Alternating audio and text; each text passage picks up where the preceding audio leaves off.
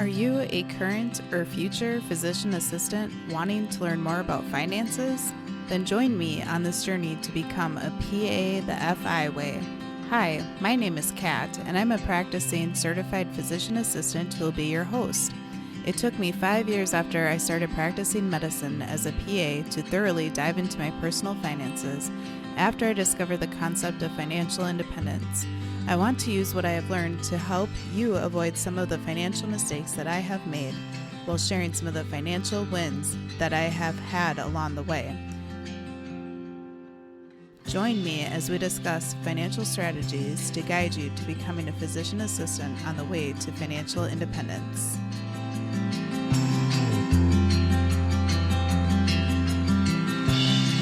Welcome back, everyone, to the PA the FI Way podcast. I'm your host, Kat, and in this episode, I want to discuss some of the risks of pursuing PSLF. As many of you know, PSLF stands for Public Student Loan Forgiveness, and this is a program that is funded and ran by the government that after making 120 qualifying payments, which equates to 10 years of payments, then the borrower would have the remaining student loan amount forgiven if they work for a workplace that qualifies for PSLF. So on the surface, PSLF looks and sounds really appealing.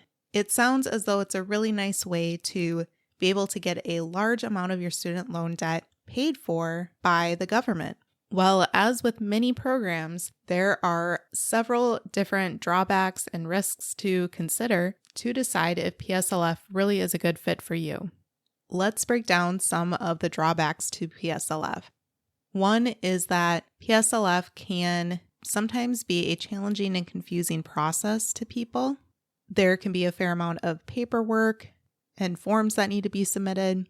There could be questions about eligibility for the program for a workplace or eligibility for you working for that place. Another drawback is having to work for an employer that qualifies for PSLF. This really limits your options as a healthcare provider. So it could limit your options location-wise, specialty-wise, but then specifically, it really limits your income earning potential. Many PSLF eligible workplaces don't pay very well. And the reason why they don't have to pay very well is because they qualify for PSLF, and so they feel as though that's a very attractive offer that they have to potential employees. So you could instead go across town and work in the exact same specialty, but for a privately owned place or part of an organization that doesn't qualify for PSLF and earn significantly more in your salary and not have to feel stuck within the program. Additionally, PSLF has a minimum requirement of how many hours you have to work per week. When you are a new grad, you very likely feel as though you can work 40 hours or 30 hours for many, many years to come. And maybe that's true, but I also want you to be thinking about some of the what ifs that could happen. Maybe you get married and between you and your spouse, you decide that you don't need to work as much or you don't want to work as much. Or maybe you guys have kids and you decide that you want to spend more time with them and you only want to work 15 hours a week. Or maybe your parents' health suffers and you want to spend more time with them or help care for them and you want to cut back more in your role as well. Pursuing PSLF for a whole decade really limits your options and really acts like a golden ball and chain around your ankle to be able to have more options and freedom throughout your career, but also with your finances as well.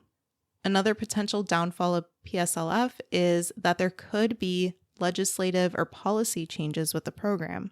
Unfortunately, any program that's run by the government, you never know what type of changes might occur in the future, and you don't want to have this expectation that you will for sure qualify for something that might not exist in the future as well.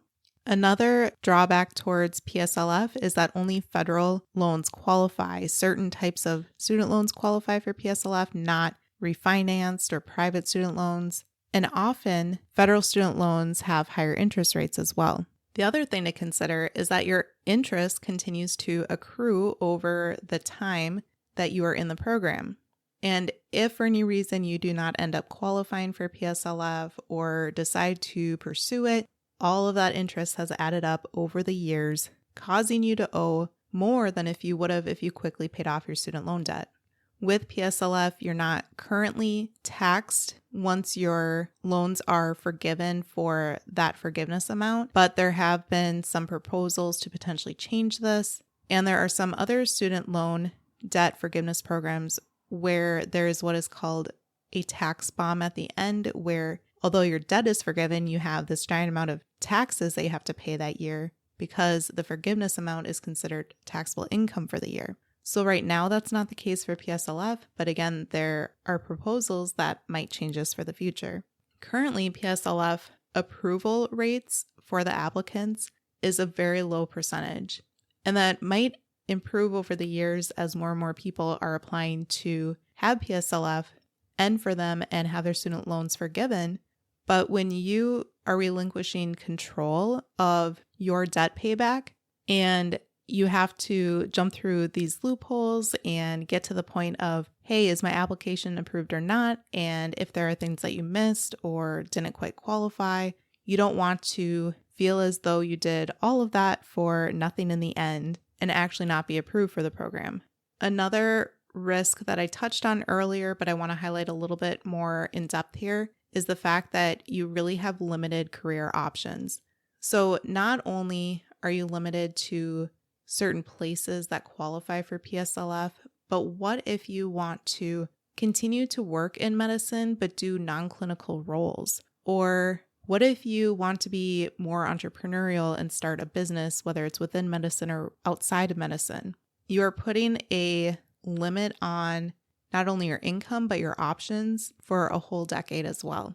And another thing to consider is, let's say you do want to start a business or you want to invest in real estate and might want to get a loan for those types of investments, or if you want to get a loan for a down payment on the house. Within the PSLF program, you would not have a good debt to income ratio because you have so much student loan debt towards your name. So it's harder to qualify for loans and good interest rates as well.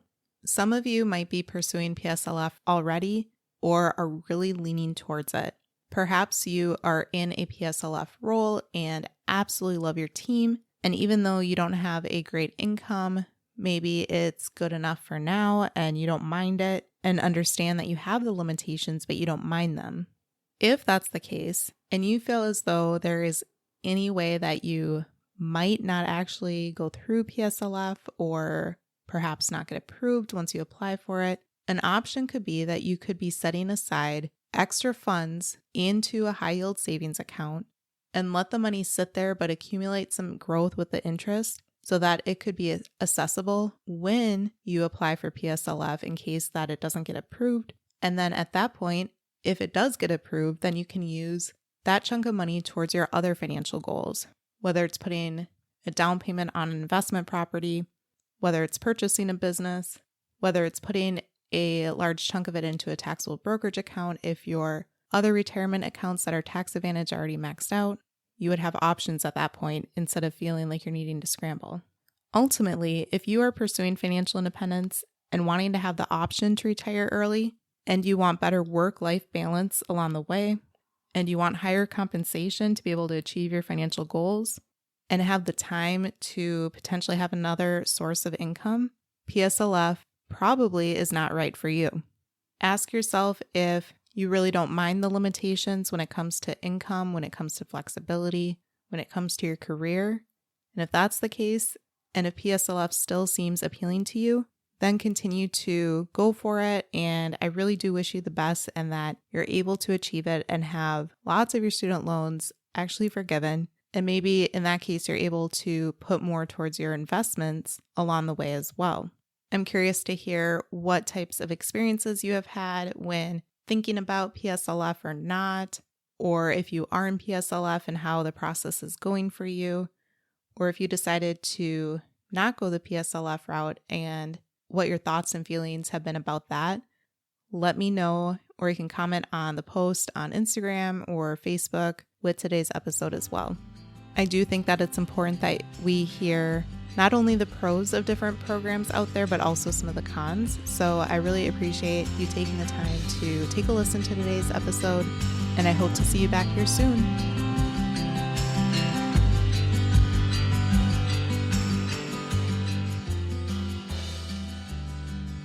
Thank you for tuning in, and I hope that you decide to continue to join me along this journey of becoming a PA the FI way. Please take a moment to press the subscribe button on the platform that you are listening to this on, but more importantly, consider sharing with another current or future PA that could benefit from the information that we reviewed in this episode. Take care and have a great rest of your day. Until next time.